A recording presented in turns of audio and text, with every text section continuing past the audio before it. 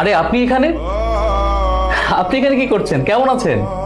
জি আলহামদুলিল্লাহ ভালো। আরে সেদিন তো আপনার নামটাই জিজ্ঞেস করা হয়নি। আপনার নামটা কি জানো? নীলা। বাহ, খুব সুন্দর নাম। কি ব্যাপার, আপনি দাঁড়িয়ে আছেন কেন? বসুন না। না না, ও বসবে না, ওর অনেক কাজ আছে। নীলা যা।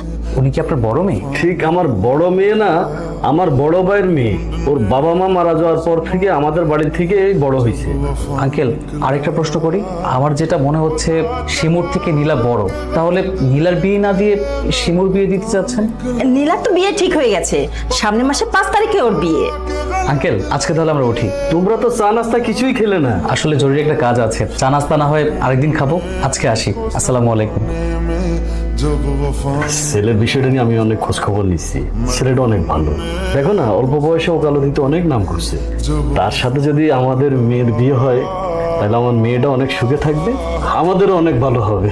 কিন্তু আমার মনে